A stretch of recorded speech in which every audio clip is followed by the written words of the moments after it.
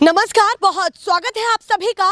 मैं मीरा राजपूत। राहुल गांधी ने जैसे ही चुनाव आयोग को लेकर के और तमाम उन तथ्यों को लेकर के जो कल उन्होंने दोपहर रिवील किए अपने प्रेस कॉन्फ्रेंस के जरिए अपने कांग्रेस के कार्यालय से, और कहा कि वोट की चोरी लाखों में हुई है और बड़े एलिगेशन लगाते हुए ये कहा कि चुनाव आयोग सीधे सीधे लिप्त है और वोट चोरी कर रहा है। और उसके बाद चारों तरफ ये खबरें तेज हो गई और चुनाव आयोग ने उनसे शपथ पत्र तक भी मांग लिया है।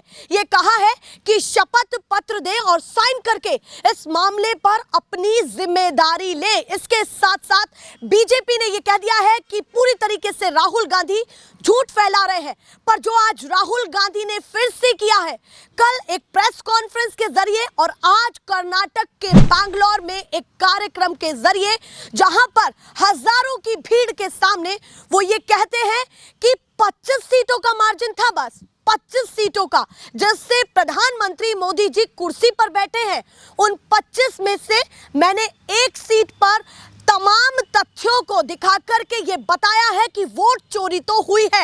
याद रखिए, नरेंद्र मोदी 25 सीट की मार्जिन से प्रधानमंत्री हैं। एक सीट हमने दिखा दी कि चोरी हुई है। 25 सीट वो 35,000 या कम वोटों से जीते हैं। अगर हमें इलेक्ट्रॉनिक डेटा मिल जाए, हम साबित कर देंगे कि हिंदुस्तान का प्रधानमंत्री चोरी करके प्रधानमंत्री बना है। इवत्तु नमगे और साफ तौर पर कहा कि चुनाव आयोग अगर मेरी बात को झूठ ठहराना चाहता है तो हमें या तो इलेक्टोरल जो कॉपीज है, सॉफ्ट कॉपीज, वो दे दे, या फिर जो वीडियोग्राफी है, जो फुटेजेस है, वो हमें सौंपे और मैं उससे ये प्रमाण उनके सामने रखूंगा कि वोट की चोरी किस तरीके से हुई है या धांधली हुई है। हमारी मांग है कि इलेक्शन कमीशन हमें पूरी देश की इलेक्ट्रॉनिक वोटर लिस्ट दे, वीडियोग्राफी के रिकॉर्ड्स दे, और अगर ये हमें देंगे तो हम ये साबित कर लेंगे कि सिर्फ एक सीट नहीं चोरी हुई है, सिर्फ कर्नाटका में नहीं चोरी हुई है, पूरे हिंदुस्तान में सीटें चोरी हुई हैं। आप सोचिए, प्रधानमंत्री मोदी की कुर्सी को ही आज उन्होंने गलत ठहरा दिया है और वोट चोरी का बड़ा आरोप लगाते हुए कहा कि सीटों की 25 सीटों पर बड़ी धांधली हुई है, जिसको लेकर के मेरे दो सहयोगी यहाँ पर मौजूद है, धारण गौर और साथ में ज्योतिष चौहान, जिस पर इसी विषय को लेकर के मैं उनसे चर्चा करने वाली हूँ कि क्या कुछ अपडेट्स और निकल करके सामने आए हैं। सबसे पहले धारण, आपसे ही बात करना चाहती हूँ। लगातार राहुल गांधी कल से घेर रहे हैं, पर फिलहाल उन्होंने जिस तरीके से प्रधानमंत्री का जिक्र किया है, उन्होंने ये कहा है कि 25 सीटों का मार्जिन है, यानी कि वो ये चेता रहे हैं या जनता को दिखाने की कोशिश कर रहे हैं कि जो प्रधानमंत्री की लोकसभा की कुर्सी है या केंद्र की कुर्सी है, वो धांधली से है। राहुल गांधी ने इतने गंभीर आरोप प्रधानमंत्री की कुर्सी पर लगाए। आपको क्या लगता है कि इसमें ज्यादा कौन फंसा है, प्रधानमंत्री की कुर्सी, चुनाव आयोग, बीजेपी या खुद राहुल गांधी? किसकी स्थिति तनावपूर्ण अभी बनी हुई है, क्या लग रहा है? देखिए मीरा, विपक्ष जो कहता है कि इलेक्शन कमीशन और बीजेपी एक दूसरे के पर्याय हो चुके हैं, एक दूसरे के साथ काम करते हुए नजर आते हैं। अगर इलेक्शन कमीशन को घेरा जाए तो सीधे सीधे भारतीय जनता पार्टी को घेरा जा रहा है। हाँ। जो 25 सीटों की जो मुख्य बात है कि 35,000 से कम का मार्जिन राहुल गांधी बता रहे हैं कि 25 सीटों में था और 25 सीटों पर ही इनकी सरकार टिकी हुई है। हाँ। तो मैसेज क्लियर है कि जो नरेंद्र मोदी की एक स्ट्रॉन्ग लीडर वाली इमेज थी, उसको डिबंक करने की कोशिश है। चुनाव आयोग की जहां तक बात है, चुनाव आयोग पर पहली बार सवाल नहीं उठे हैं। हाँ। राहुल गांधी ने इंडियन एक्सप्रेस में लेख लिखकर करीब 49 करीब सवाल उन्होंने पहले भी पूछे थे, और 4 चिट्ठियां लिख चुके हैं। जी, 4 चिट्ठियां लिख चुके हैं, और विपक्ष लगातार इस बात को उठाता रहा है कि आप एक व्हाइट पेपर लेके क्यों नहीं आते हैं। हाँ। हमारे तमाम सवाल हैं, आप हमको कोई इलेक्ट्रॉनिक वोटर लिस्ट नहीं देते हैं जिससे हम डेटा एनालिसिस करके कोई कंक्लूजन निकाल सकें। हार्ड कॉपी में दिया है कि उसको समय लगेगा उसको छानने में डेटा। हाँ। जो कि इनको लगा भी। हार्ड कॉपी में डेटा निकलने के बावजूद भी, समय लगाने के बावजूद भी ऐसे डेटा सामने आए कि एक एक एड्रेस पे 80-80 वोटर, एक 1 BHK का फ्लैट है, 1 BHK का घर है, वहां पे सैकड़ों की संख्या में वोटर बना दिए जाते हैं। यहाँ पर ये चीज है ना कि ये राहुल गांधी के तथ्य हैं। हाँ। ये राहुल गांधी के गंभीर आरोप है। ना तो अभी इनको चुनाव आयोग स्वीकार कर रहा है, ना बीजेपी, और हो सकता है कि देश की जनता भी संशय में हो। तो ये तो कहीं ना कहीं कटघरे में ये सवाल आ गया है ना। नहीं, मेरा पूरा खेल ही संशय का है। विपक्ष का काम है सवाल उठाना। अगर विपक्ष को लगता है, क्योंकि वो भी चुन के आए हैं ना, राहुल गांधी भी एक अच्छे बड़े नंबर के जनता का प्रतिनिधित्व कर रहे हैं, लीडर ऑफ ऑपोजिशन है। सवाल है तो जवाब भी होने चाहिए। आप उनको एकदम सिरे से नकार नहीं सकते हैं। चुनाव आयोग अगर ये मानता है कि ये सवाल बेबुनियाद हैं, तो उन सवालों के जवाब लेकर आए और उनके खिलाफ कोई कार्रवाई करें। अगर आप ये नहीं करते हैं, सन्नाटे में जाते हैं, तब आप पर और बड़े सवाल खड़े होंगे, उन सवालों पे और ज्यादा मजबूती आएगी। पर पिछले हफ्ते हमने ये देखा, या फिर मैं पिछले हफ्ते बात करूं या 2-3 हफ्ते पहले ये तस्वीर निकल करके सामने आई कि चुनाव आयोग ने विपक्ष के चेहरों को बुलाया है, मीटिंग हुई, बातें बाहर निकल करके सामने आई। हालांकि विपक्ष ने जब भी आरोप लगाए कि अंदर उस तरीके का व्यवहार नहीं हुआ और ये कहा गया कि जो जिम्मेदार है और जो इसके लिए अधिकृत है उसको भेजिए। और विपक्ष ने ये कहा कि ये कौन होते हैं तय करने वाले कि कौन अधिकृत है, कौन चुनाव आयोग से बात करेगा और कौन नहीं करेगा। तो चुनाव आयोग तो ये दिखा रहा है कि भाई हम तो इनवाइट कर रहे हैं पूरे विपक्ष को, आइए सवाल पूछिए, और ये भूमिका देश की जनता के सामने जा रही है। लेकिन जो हुआ उस दिन, जो आप बता रहे हैं उस मीटिंग के बारे में, 22 लोग गए थे। अगर 11 पार्टियों के 2-2 लोग भी लगाएं तो 22 लोग ठीक है, आप जाके मिल सकते हैं। लेकिन नहीं कह रहे, नहीं हम केवल 11 लोगों को एंटरटेन करेंगे। 11 लोगों में से भी उनको एंटरटेन करेंगे जो अधिकृत हैं, पार्टी से लिखवा के लाइए, अध्यक्षों से ही बात करेंगे। इससे पहले हमने ये चीज नहीं देखी थी। चुनाव आयोग से कई बार विपक्ष के नेता मिले हैं, कई बार मीटिंग्स हुई हैं। बाहर आके विपक्ष के नेता क्या कहते हैं कि हमें जो बातचीत हुई सौहार्दपूर्ण नहीं थी। एक कॉन्स्टिट्यूशनल बॉडी के साथ अगर विपक्ष का नेता, विपक्ष के लोग बात नहीं कर पा रहे हैं, अपने सवालों के जवाब नहीं पा रहे हैं, तो फिर सवाल उठने लाजमी है। अगर आप सवालों को झुटलाते हैं तो आपको उसका जवाब देना पड़ेगा। चुनाव, ये जो 1 लाख कुछ वोटर्स का जो फर्जी वोटर्स का डेटा दे रहे हैं, ये बेहद ही सीरियस एलिगेशन है। आप 1 लाख फर्जी वोटर बना देना, अगर राहुल गांधी इस पे झूठ बोल रहे हैं तो उन पे कार्रवाई हो। अगर राहुल गांधी ये जो ये पूरी प्रेस कॉन्फ्रेंस अगर फैब्रिकेटेड है तो कार्रवाई होनी चाहिए। उन्होंने इस पे मुचलका भी भरवा लिया कि अगर आप इस गलत साबित होते हैं तो आपके ऊपर कार्रवाई होगी। लेकिन आप जवाब देने से बच रहे हैं, ये सारी समस्या जवाब पे फंस जाती है। यहाँ पर ये भी वो दिखा रहे हैं कि हम अपनी तरफ से लीगली तैयार हैं। राहुल गांधी भी सोच समझ के बोले, कुछ भी अगर बोल रहे हैं, कोई भी तथ्य वो दे रहे हैं, चाहे महाराष्ट्र का जिक्र कर रहे हैं, चाहे मध्य प्रदेश, चाहे हरियाणा, किसी भी इलेक्शन का जिक्र कर रहे हैं। यहाँ पर सवाल ये है कि जब चुनाव आयोग इस तरह की बातें करता है और बीजेपी ये कहती है कि ये साजिश की जा रही है पूरे विपक्ष के द्वारा, इन बातों में कोई दम नहीं है, और राहुल गांधी कहते हैं अमान्य पते हैं, अमान्य एड्रेस है, किसी के फोटोज ही नहीं है और मल्टीपल टाइम्स वोट डाल रहा है, तो ये जल्दी नहीं हो रही है, जल्दबाजी आपको नहीं लग रही है कि हम हबदड़ी में ये फैसला कर ले रहे हैं कि राहुल गांधी सही है या उनके तथ्यों पर ध्यान देना चाहिए, क्योंकि समय लगेगा। चुनाव आयोग को इन तथ्यों को खंगालने में भी अभी समय लगेगा। अगर कहे भी तो वो कह देंगे कि भाई 1 महीना 1.5 महीना में इन तथ्यों की तमाम जो आपने कहे उनकी पुष्टि की जाएगी, तब ये बातें होंगी। तो ये हबदड़ी में जो कुछ घंटों के अंदर बातचीत हो रही है, उसको कैसा समझ रहे हैं? लेकिन आप ये बात कह रहे हैं कि हम हड़बड़ी में इसको जल्दी फैसले पे आ जा रहे हैं कि एक तबका ये है कह रही कि हाँ जी राहुल गांधी बिल्कुल ठीक कह रहे हैं, एक तबका कह रहा है कि नहीं चुनाव आयोग बिल्कुल निर्दोष है।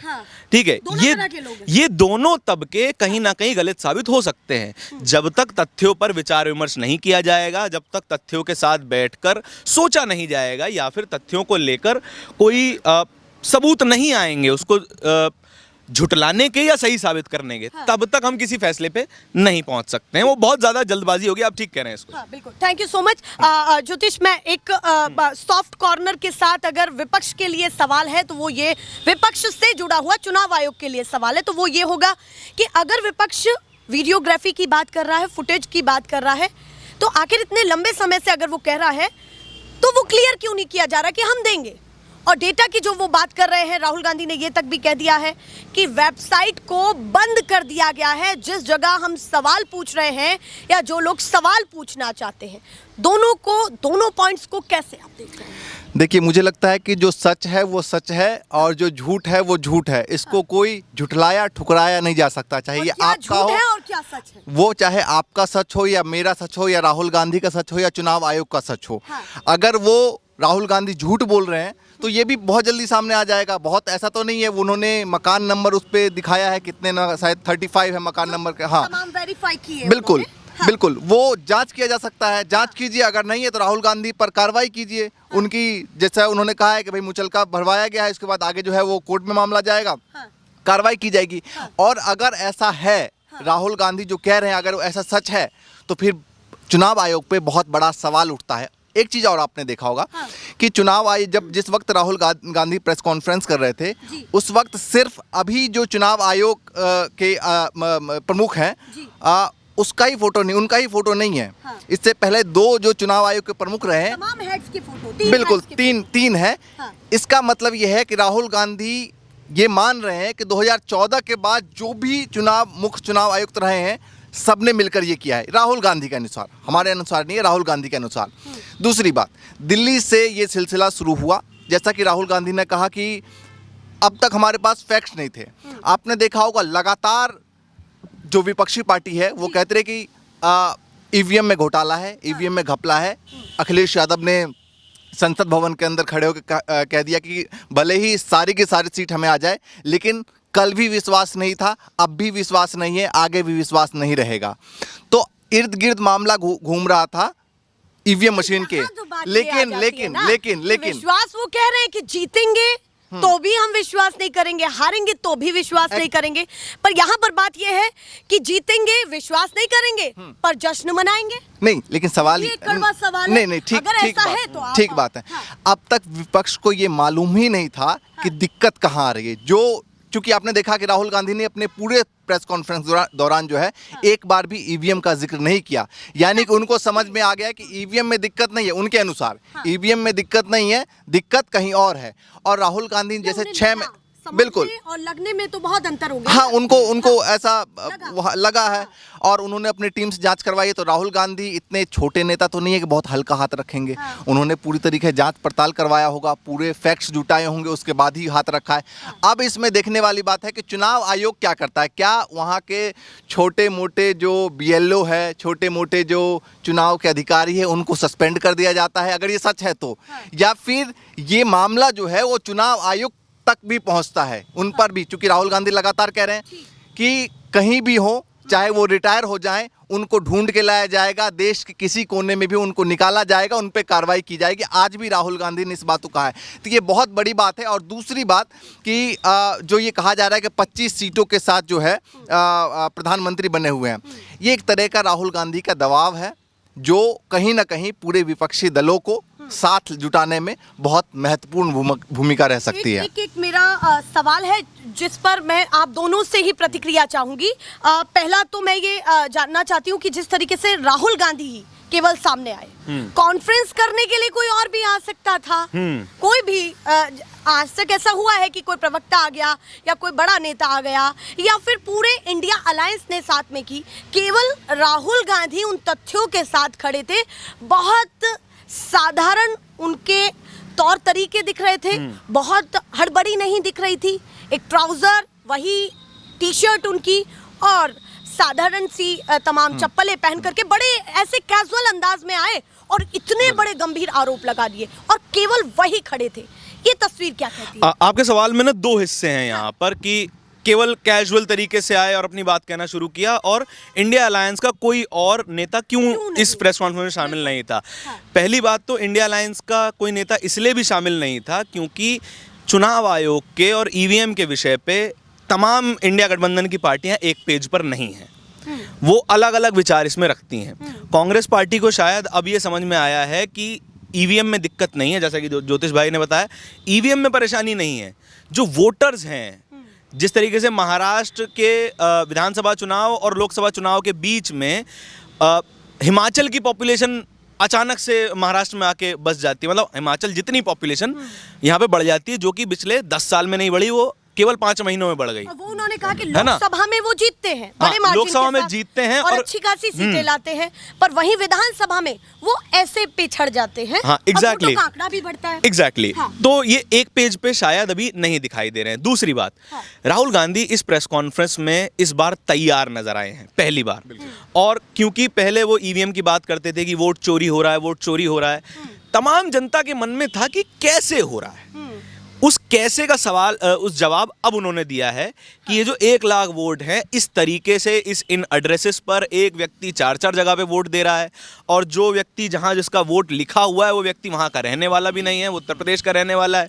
और उन्होंने पूरी प्रक्रिया समझाई है। जो 7 फीट ऊंचा पुलिंदा वो फोटो में दिखा रहे हैं, इतनी मोटी, 6 महीने लगा। हाँ, उनको 6 महीने लगाया। इस बार वो रेडी दिखे कि जो सवाल आपके पास है आप मुझसे पूछिए, मैं उसका जवाब दूंगा। बिल्कुल, ये और इतने सारे तथ्य ऐसे हवा में तो नहीं होते। हवा में नहीं आते हैं। और तमाम जो ये सब लोग बोलते हैं कि जब राहुल गांधी हारते हैं तो ईवीएम को रोना लगते हैं। नहीं, हाँ। राहुल गांधी पिछले 10 सालों में सबसे स्ट्रांग पोजीशन में आज खड़े हुए हैं। बिल्कुल। लोकसभा के नंबर्स में और अपने राज्यों के नंबर्स में सबसे स्ट्रांग पोजीशन है। सबसे स्ट्रांग पोजीशन होने के बावजूद वो 6 महीना लगाते हैं, तैयारी करके आते हैं और तब सवाल पूछते हैं। अब मेरे हिसाब से, और ये मेरा पर्सनल ओपिनियन है, इलेक्शन कमीशन और बीजेपी के लिए there is no way to escape. उनको बताना पड़ेगा कि ये जो 25 सीटों का आंकड़ा है वो कहाँ से आया, ये जो 1 लाख वोटरों का फर्जी आंकड़ा है वो कहाँ से आया। अगर आपको इसको नहीं मानते हैं तो साबित करके दिखाइए। क्लियर ये बात है कि अब इस बात को ओझल ना किया जाए। Exactly. अगर राहुल गांधी गलत हैं तो इस पन्ने को यहीं dismiss को नहीं किया जा सकता। क्लोज कर दिया जाए, तमाम तथ्यों को रखकर Exactly. चुनाव आयोग के द्वारा या फिर जो भी जिम्मेदार हैं उन तमाम। जी। एक सवाल मेरा रहेगा, मैं आती हूँ लौट के पास। आप कुछ कह रहे थे। आपने 2 सवाल किए कि इसमें विपक्षी पार्टी का कोई और लीडर या विपक्षी पार्टी का कोई चेहरा क्यों नहीं आया। दूसरा आपने सवाल किया कि राहुल गांधी ने अपने किसी बड़े चेहरे को, अपनी पार्टी यानी कांग्रेस पार्टी किसी प्रवक्ता या चेहरे को क्यों नहीं सामने रखा। हाँ। 2 वजह हैं।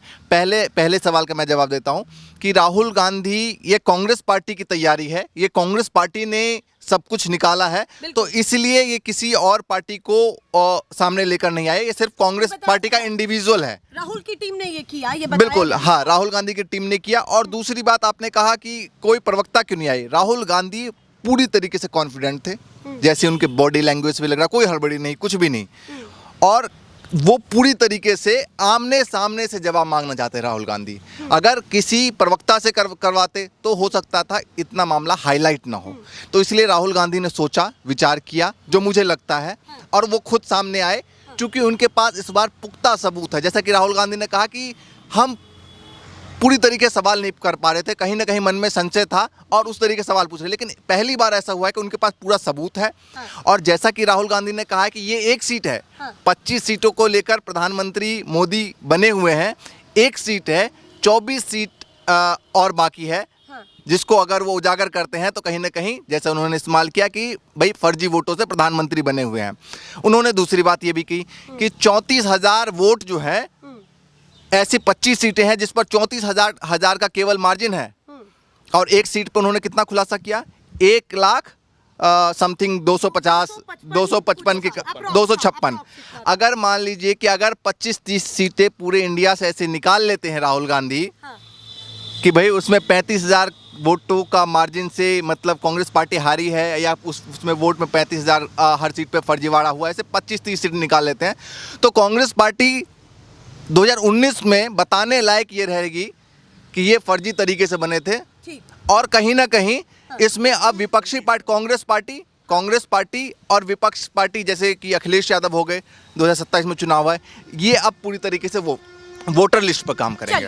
बार बार वो प्रधानमंत्री का जिक्र कर रहे हैं, प्रधानमंत्री की कुर्सी का जिक्र कर रहे हैं, और वो बात सीधे केंद्र तक जाती है। इधर से ये बहुत क्लियरली दिखता है कि जब leader of opposition Rahul Gandhi को चुना जाता है तो फिलहाल तो फ्रंट फुट पर वही है। आप क्या मानते हैं कि प्लानिंग इन शब्दों के अनुसार कुछ और भी है? नहीं, देखिए, मैं उसको जानना चाह रही हूं। नहीं, मैं बिल्कुल भदेश तरीके से बात करूंगा इसमें कि अगर वो एक पॉलिटिकल कंपटीशन देना चाहते हैं, भारतीय जनता पार्टी ने कांग्रेस को एक पॉलिटिकल कंपटीशन दिया मध्य प्रदेश में, महाराष्ट्र में, पॉलिटिकल कंपटीशन देकर उसमें हराकर, जो मल्ल युद्ध जिसे कहा जाता है, उसमें हराकर उन्होंने सरकार बना ली। लोकसभा के स्तर पर क्या राहुल गांधी ये कर सकते हैं? मैं खुल के ये कह रहा हूँ, क्या इन 25 सीटों का जो दावा वो कर रहे हैं, क्या उन 25 सीटों को कन्वर्ट किया जा सकता है? क्या उन पार्टियों को कन्विंस किया जा सकता है जो आज एनडीए में हैं, क्या उनको कन्विंस किया जा सकता है पॉलिटिकली? मैं कोई और तरीका नहीं अपनाने की कह रहा हूँ, क्या पॉलिटिकली कन्विंस किया जा सकता है कि ये जो सरकार है ये फर्जी तरीके से बनी है, इसीलिए आपको उनका समर्थन नहीं करना चाहिए? और उन पार्टियों की बात कर रहा हूँ, नीतीश कुमार की पार्टी जेडीयू और चंद्रबाबू नायडू की पार्टी टीडीपी, क्या इन दोनों पार्टियों को कन्विंस करके अपने खेमे में लाकर, जो कि उनके पूर्व सहयोगी रह चुके हैं, आज वो सरकार में हैं और ये दोनों ही बीजेपी से डिफरेंट आइडियोलॉजी रखते हैं।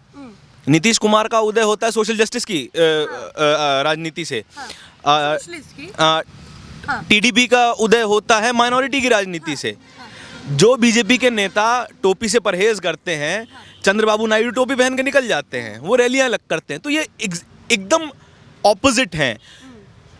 सीधे तौर पर राहुल गांधी नरेंद्र मोदी की इमेज को एक मजबूत नेता से हटाकर बैसाखी पे चलने वाला पॉलिटिशियन की नेता जो है इमेज वो बनाना चाहते हैं, और ये दो बैसाखी अगर उन्होंने छीन ली तो फिर इस सरकार का टर्म पूरा करना बेहद मुश्किल होगा। अब इसमें दो बातें हैं जी। कि अगर राहुल गांधी ये कहते हैं कि तोड़फोड़ की राजनीति, तो क्या उनका एक नया तरीका है ये कि कहीं ना कहीं और पार्टियां भी ये सोचेंगी कि अगर राहुल गांधी ऐसा कह रहे हैं, अगर ऐसा हुआ तो हम किधर के हैं, हम किस नैया पर हैं, ये भी एक चीज है। दूसरा, अगर चंद्रबाबू नायडू और नीतीश कुमार इस पर सोचे कि राहुल गांधी सही है या गलत, अगर उनके हिसाब से सही है तो आपको क्या लगता है कि वो चुनाव आयोग के फीडबैक का इंतजार करेंगे या कांग्रेस को वो पहले ज्वाइन करने की ऐसी इच्छा व्यक्त करेंगे? और दोनों ही सवाल बहुत देखिए, टीडीपी जो है, टीडीपी पहले ही चुनाव आयोग की एक प्रक्रिया पे अपनी असहमति जता चुकी है। जो बिहार में एसआईआर, हम दोनों ही घूम के आए हैं बिहार में, खासा नाराजगी बिहार में ही है। हाँ, नाराजगी खासा जो है जताई है, लोगों में भी खासा नाराजगी है, पहले ही वो चिट्ठी लिख चुके हैं। तो टीडीपी थोड़ी सी दूरी पर है बीजेपी से अभी फिलहाल। दूसरी, तोड़फोड़ की राजनीति आपने कहा, मैं कह रहा हूं कि क्या ये आइडियोलॉजिकल शिफ्ट नहीं हो सकता? क्या टीडीपी और नीतीश कुमार आइडियोलॉजिकली शिफ्ट नहीं कर सकते? नीतीश कुमार की आदत है पलट जाने की, क्या वो आइडियोलॉजिकली नहीं पलट सकते? पर उन्हें अभी ये भी तो पता है कि उनका जो वोट बैंक है और जो ट्रेडिशनल वोटर उनका रहा है वो मुस्लिम समुदाय रहा है, वो बहुत धड़ल्ले से पिछले 1 महीने में खिसका है। तमाम नेता जा रहे हैं तो उनके पास एक मौका है कि चलिए इस बहाने ही सही नैया पर सवार हो जाते हैं। तो ये भी तो एक पॉइंट हो सकता है इसमें, तो कहीं ना कहीं वो और मौका ढूंढेंगे। नहीं, व्हाई नॉट, बिल्कुल। Nitish Kumar is a seasoned politician, उनको राहुल गांधी की उम्र से ज्यादा समय हो चुका है राजनीति में, अगर मैं कहूं तो। लेकिन Rahul Gandhi is not a shrewd politician, वो श्रूड नहीं है। जितना कठोर हृदय राजनीति में होना चाहिए, शायद राहुल गांधी का उतना कठोर हृदय नहीं है। इसीलिए उन्होंने अपने बड़े नेताओं को जाने दिया। उन अपने बड़े नेताओं को रोक नहीं पाए क्योंकि कठोर हृदय नहीं है। वो किसी और का गला काट के किसी और को स्थान नहीं दे पाए, जो कि बीजेपी दे सकती है। पॉलिटिक्स की ये ज़रूरत है कि आप राजनीति में जगहें बदलें और ज़रूरी आदमी को ज़रूरी जगह दें। तो आप सर्टिफाई करते हैं कि राहुल गांधी का कठोर हृदय नहीं है, बीजेपी का है? पॉलिटिकली मैं कहता हूँ, मैं इंसानी स्तर पर नहीं कह रहा हूँ। पॉलिटिक्स एक इंसानी स्तर से थोड़ा सा ऊपर की चीज़ है कि आपको एक तरफा थोड़ा सा अपना पाषाण हृदय बनना पड़ता है, पत्थर का बनना पड़ता है, और आपको अपनी पॉलिटिक्स के बारे में सोचना पड़ेगा। If Rahul Gandhi has better ideas to change India, then he has to be a shrewd politician. चलिए, फिलहाल तो जगह बना ही रहे हैं और बहुत अच्छे से लीडर ऑफ ऑपोजिशन का काम भी कर रहे हैं। एक आप बीच में तमाम तथ्यों पर बात कर रहे थे। एक मेरा आखिरी सवाल है, जब पूरा इंडिया गठबंधन रात में राहुल गांधी के आवास पर जाता है और बड़ी स्क्रीन के साथ फिर से वही विजुअल्स दिखाई देते हैं, वही बातें दिखाई देती हैं, तो कहाँ आपको ऐसा लग रहा है कि केवल इसमें कांग्रेस का ही समर्थन है? क्योंकि वोट चोरी को लेकर के तो तमाम पूरा विपक्ष संसद के बाहर भी बवाल करता दिख रहा है। ऐसा तो है नहीं कि सबकी आइडियोलॉजी अलग अलग है, वो कुछ सोच रहे हैं। राहुल तो ये भी कर सकते थे कि पहले वो फैक्ट्स पूरे उस इंडिया गठबंधन को दिखाते, जिस इंडिया गठबंधन की कमान के साथ लोकसभा में वो इतनी सीटें लाए हैं। तो एक पॉइंट तो ये भी है। देखिए, ये मैं फिर से कहूंगा, ये कांग्रेस की तैयारी थी, इसलिए कांग्रेस का चेहरा, सबसे बड़ा चेहरा राहुल गांधी, वो सामने आए। दूसरी बात, आपने कहा स्क्रीन पर मीटिंग के दौरान ये सब कुछ दिखाया गया, वो जरूरी है चूंकि नेता प्रतिपक्ष हैं, नहीं जरूरी है नहीं। और दूसरी बात कि राहुल गांधी अकेले ही, कहते हैं ना, अकेला चना बाहर नहीं फोड़ सकता, इस तरह कोई डायलॉग है। तो राहुल गांधी अकेले सब कुछ नहीं कर सकते, उनको समर्थन की जरूरत पड़ेगी। राहुल गांधी ने दिखाया, ये रहा हमारा सबूत विपक्षी पार्टियों को, अब हमारे साथ आप क्या आएंगे? और विपक्षी पार्टी अब यही बात है कि ये पहले भी हो सकता था। उन्होंने जब कॉन्फ्रेंस की उसके बाद वो गठबंधन को बता, देखिए एक बहुत साधारण सी चीज है। मैं यहाँ पर अगर मैं बोलूं, अगर कोई पार्टी डिस्कशन किसी भी मुद्दे पर करती है, कॉन्फ्रेंस करती है किसी भी गंभीर मुद्दे पर, तो पहले उनका पूरा बंच और पूरा डेलीगेशन बैठता है, चर्चा करता है कि क्या हम मीडिया के सामने रखें और क्या ना रखें। ये तो पहले भी हो सकता था, बाद में क्यों? देखिए हो सकता है कि इंडिविजुअल तौर पे तमाम पार्टियों को मीडिया के सामने ना लाकर बताया हो कि इस तरीके से हमारे पास सबूत है और हम ये करने वाले हैं। क्योंकि वो सारे पार्टियों को शामिल इसलिए नहीं कर सकते ऑन रिकॉर्ड कि सारी पार्टी का ये सर्च नहीं है, उन्होंने इस तरीके से तथ्यों को नहीं ढूंढा है, तो कोई पार्टी समर्थन क्यों करे राहुल गांधी को अगर वो फैक्ट्स गलत निकलते हैं तो हो सकता है कि राहुल गांधी ये चाह रहे थे कि भाई इसको मैं इंडिविजुअल तौर पे दिखाऊं, इसके बाद तमाम विपक्षी पार्टी का समर्थन लेके, चूंकि चेहरा राहुल गांधी ही है। जी, यहाँ पर आप पूरी तरीके से कह रहे हैं कि वो जिम्मेदारी अपने तथ्यों की खुद से ले रहे हैं, कुछ भी हो वो सकता नहीं है, चाहते, कुछ भी हो सकता पर है। बात संतुष्टि वाली तो नहीं है कि पूरा इंडिया गठबंधन उसको बाद में ही समझाए, पहले क्यों नहीं? मेरा सवाल तो ये है, क्योंकि वो संतुष्टि भरा जवाब तो मिल नहीं पाया, तो मैं उसको जानना चाह रही हूँ। मतलब आप ये पूछना चाह रही हैं कि इंडिया गठबंधन के तमाम बड़े नेता उस मंच पे एक साथ क्यों नहीं आए? ना भी आए, हाँ, पर बाद में जिस तरीके से आवाज पर बुलाया जाता है वो पहले भी हो सकता था। हाँ। पूरे डेलीगेशन के साथ पहले क्यों नहीं? अच्छा, मैं लगातार कांग्रेस कवर करता रहता हूँ, तमाम प्रवक्ताओं से मेरी बात होती रहती है। इस प्रेस कॉन्फ्रेंस की खबर किसी को नहीं थी। बिल्कुल अचानक थी। हाँ, अचानक था, इट वाज अ सरप्राइज। और वो कितने समय से काम कर रहे थे इस पे केवल राहुल गांधी और उनकी टीम जानती थी। उनके पास कई युवाओं की टीम है जो कि they are exceptional in data analysis, और वो पॉलिटिकली बहुत अवेयर युवा हैं उनकी टीम के अंदर। पवन खेरा को इस बात के बारे में बहुत ज़्यादा जानकारी नहीं थी, सुप्रिया श्रीनेत को इस बारे में बहुत ज़्यादा जानकारी नहीं थी, और तमाम जो उनके प्रवक्ता हैं, उनके नेता हैं, उनको बहुत ज़्यादा जानकारी नहीं थी। तो इट वाज अ सीक्रेट। अगर अपनी ही पार्टी में बहुत ज़्यादा नहीं पता है तो फिर जो सहयोगी पार्टियां उनको भी ज़्यादा नहीं पता होगा। और वो प्रेस कॉन्फ्रेंस करने के बाद जाहिर सी बात है अपने सहयोगों को कॉन्फिडेंस में लेने के लिए बुलाएंगे। कि जो मैंने कदम उठाया है, मैंने आपको इसलिए नहीं बुलाया कि कल को अगर मेरे पे कोई गाज गिरती है तो वो आप सब पे न गिरे, मैं अकेला उस चीज को झेल लूं। तो अगर मैं कोई तथ्य रख रहा हूं, तो मैं ही उसका अगर मैं फेल होऊंगा तो, और आप दोनों मेरे दोस्त हैं, तो फिर मैं अकेला फेल हो रहा हूं। मैंने आपको बाद में कॉन्फिडेंस में लिया कि आप मैं ये काम कर रहा हूं। एक पॉइंट ऑफ व्यू ये भी हो सकता है, पर एक आखिरी सवाल है। 5 तारीख को वो कॉन्फ्रेंस की बात कहते हैं और बोलते हैं एटम बम फोड़ूंगा। सुबह से शाम निकल गया, पता चला कि कोई खबर ही नहीं आई है, और 7 तारीख को अचानक से आती है। इसका क्या खेल है, ये क्या समझ रहे हैं आप? देखिए, राजनीति में एक बड़ी पुरानी कहावत है कि आप जिसके विरोधी होते हैं, राजनीतिक विरोधी होते हैं, आप धीरे धीरे उसकी तरह बनते चले जाते हैं। नरेंद्र मोदी का स्टाइल है सरप्राइज करना। 8 बजे आते हैं, अचानक से कोई बिल आता है, वो थंपिंग मेजॉरिटी से पास हो जाता है, सरप्राइज। पॉलिटिक्स में सरप्राइज एलिमेंट बहुत बड़ी चीज होती है। और राहुल गांधी तो खुद बहुत ज्यादा उत्सुक रहते हैं सरप्राइज देने में। हम देखते हैं कहीं भी धमक जाते हैं वो। एग्जैक्टली। और एक चीज जो मैं और बोलना, कंप्लीट कीजिए। मैं फ्लो ऑफ थॉट टूट गया उसमें। सरप्राइज एलिमेंट बहुत ज्यादा बड़ी चीज है, और अगर वो सरप्राइज एलिमेंट इतना बड़ा है तभी हम और आप यहाँ पर बात कर रहे हैं, देश भर में इसकी चर्चा की जा रही है। It is not a small matter. एक सीट पे 1 लाख से ज्यादा फर्जी वोट होना, एंड मैं आपको बता रहा हूँ, अगर वो 25 सीट की बात कर रहे हैं तो उन्होंने अपना होमवर्क किया हुआ है। He is not done yet, अभी बहुत कुछ बचा है। मतदाता का वोट बहुत कीमती होता है कि किधर जा रहा है। मार्जिन तो हम देखते हैं कि 10 से 15 सीटों में भी वोटों में हार जाते हैं। इस देश में एक वोट पे सरकार गिरी है, हमने देखी है वो, ठीक है ना, वो इतिहास रहा है, हमने आपने पढ़ा है वो। अब क्या है कि एक लाख, एक वोट बहुत बड़ा होता है। 1 लाख वोट की बात है, 25 सीटों की बात है, तो फिर राहुल गांधी के पास उनके आर्सेनल में अभी कई तीर हैं, वो एक एक करके चलाएंगे।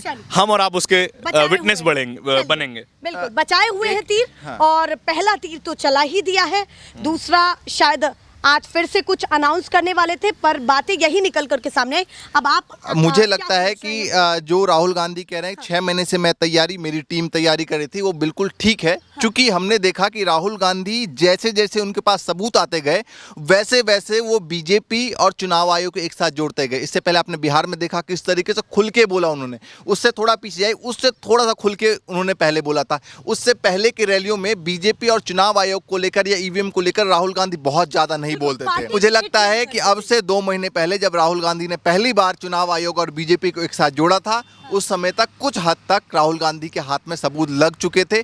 और जैसे कि धरन भाई ने बोला कि राहुल गांधी के पास और भी सबूत है जो ये 25 सीटों की बात कर रहे हैं, तो मुझे लगता है उस डेटा पर भी काम चल रहा है। चलिए, बहुत शुक्रिया, बहुत सारे तथ्यों के साथ बात हुई है, थैंक यू सो मच। सो आप इन तमाम तथ्यों पर और जो जिस तरीके की चर्चा हम 3 सहयोगियों के बीच में हुई है, क्या सोचते हैं इसको लेकर के, और राहुल गांधी के इस बयान को लेकर के जो गंभीर आरोप फिर से प्रधानमंत्री की कुर्सी पर लगा दिया है, उस पर भी क्या सोचते हैं। ऐसी तमाम अपडेट्स, चर्चाएं आपको दिखाते रहेंगे। फिलहाल के लिए नमस्कार।